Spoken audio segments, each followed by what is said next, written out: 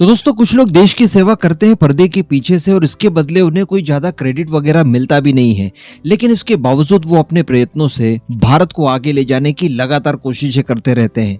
इसमें एक सबसे बड़ा नाम लिया जा सकता है हमारे एनएसए अजीत डोवाल साहब का। जी हाँ, आप सभी अगर ध्यान से देखें तो भारत की दो परियोजनाएं जो कि बहुत ही ज्यादा इंपॉर्टेंट है, ये उन्हीं के प्रयासों से संपन्न हुई है। पहली अगर बात की जाए तो आईएनएस ध्रुव, जो कि न्यूक्लियर कैपेबल बैलिस्टिक मिसाइल्स को डिडक्ट करने के काम आता है। इसको लेकर प्रयास भी 2014 के बाद एनएसए अजीत डोवाल साहब के ही सुझावों पर किया गया और आज फाइनली इसे इंडक्ट कर दिया गया है भारतीय नौसेना में। इसके अलावा जो रिसेंटली हम लोगों ने अमेरिका के साथ इंजन को लोकल मैन्युफैक्चरिंग करने के लिए टेक्नोलॉजी ट्रांसफर को लेकर जो डील की है, भी हमारे एनएसए अजीत डोवाल साहब के प्रयासों के बाद ही हो पाया है।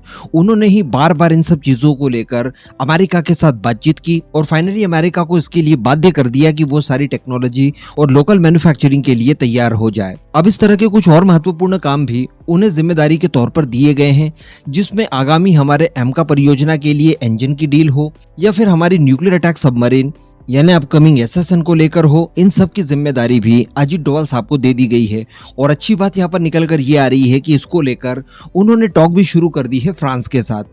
हम सभी जानते हैं कि भारतीय नौसेना के लिए प्रोजेक्ट 75 अल्फा चलाया जा रहा है, जिसके तहत हमारी नौसेना की रिक्वायरमेंट के आधार पर एसएसएन तैयार की जानी है। अब एसएसएन की अगर बात की जाए तो इसमें कुछ टेक्नोलॉजी हमें विदेशों से एक्वायर करनी होगी, जिनके लिए फ्रांस एक सूटेबल ऑप्शन हो सकता है। इस समय की अगर बात की जाए तो फ्रांस के पास विशेष कोई डिफेंस डील्स है भी नहीं। अगर रफाल को छोड़ दिया जाए तो फ्रांस बाकी सारे मामलों में काफी ज्यादा पिछड़ गया है।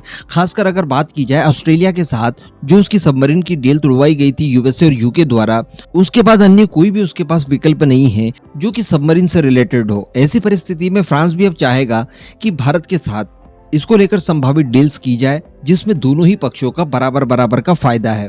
इसी बीच कुछ खबरें निकल कर आती है जो कि लास्ट ईयर की ही थी और फ्रांस की तरफ से काफी जोर देकर कहा गया कि भारत जो अपनी नौसेना के लिए एसएसएन बनाना चाहता है, इसको लेकर हम लोग नॉन न्यूक्लियर टेक्नोलॉजी शेयर करने के लिए तैयार हैं, जो कि बराकुडा क्लास सबमरीन की होगी और इसके कई महत्वपूर्ण हिस्से और प्रॉपर्टीज वगैरह वो भारत के साथ शेयर कर सकते हैं। अब इसी बीच खबर निकल कर ये आ रही है कि दरअसल भारत और फ्रांस के बीच में पंप जेट प्रोपल्शन सिस्टम को लेकर बातचीत शुरू हो चुकी है और ये बातचीत इस समय की जा रही है एनएसए लेवल पर। यानी भारत के एनएसए अजीत डोवाल साहब अपने फ्रांसीसी काउंटर पार्ट के साथ इस डील को लेकर संभावित बातचीत कर रहे हैं, जिसमें भारत के साथ फ्रांस को डेवलप कर सकता है पंप जेट प्रोपल्शन सिस्टम, जो कि किसी भी सबमरीन के लिए बहुत ज्यादा इंपॉर्टेंट होता है। खासकर अगर बात की जाए एसएसएन की तो पंप जेट प्रोपल्शन सिस्टम आपकी सबमरीन को मैन्यूवर करने में बहुत सहायता प्रदान करता है। साथ में ये आपकी सबमरीन को काफी ज्यादा स्टेल्थनेस प्रोवाइड करवाता है, क्योंकि ये अपनी तरफ आने वाले वाटर फ्लो को बड़े ही स्मूथली मैनेज करता है और ऐसी परिस्थिति में आपकी सबमरीन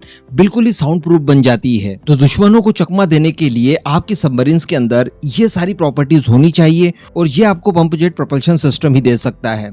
अब ये काफी ज्यादा क्रूशियल और काफी ज्यादा सेंसिटिव टेक्नोलॉजी मानी जाती है किसी भी सबमरीन के लिए। ऐसी परिस्थिति में अगर भारत इसे अपने खुद के बूते शुरुआत से ही डेवलप करने की कोशिश करता है तो इसमें काफी ज्यादा पैसा भी लग सकता है, काफी ज्यादा समय लग सकता है और बीच में थोड़ी बहुत एक्सपर्टीज की जरूरत हमें पड़ेगी ही पड़ेगी। ऐसी परिस्थिति में फ्रांस एक बहुत ही अच्छा ऑप्शन हो सकता है। उसके पास प्रोपल्शन सिस्टम को तैयार करने की टेक्नोलॉजी मौजूद है, चूंकि नॉन न्यूक्लियर टेक्नोलॉजी वो भारत के साथ साझा करना भी चाहता है।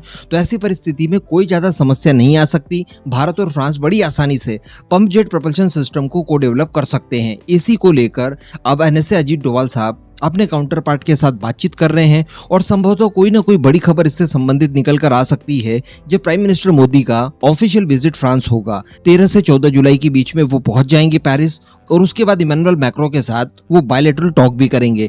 तो जिस तरह की चीजें अमेरिका के साथ देखने के लिए मिली, कई सारे क्षेत्रों में डील्स हम लोगों ने कंप्लीट होते देखी, तो इस तरह की चीजें फ्रांस के साथ भी संभव दिखाई दे रही है, जिसमें एमका मार्क 2 के लिए एक हाई थ्रस्ट का नेक्स्ट जनरेशन इंजन डेवलप करना हो या फिर पंप जेट प्रोपल्शन सिस्टम की बात की जाए, तो इन दोनों ही डील्स को लेकर काफी ज्यादा अपेक्षाएं की जा रही है।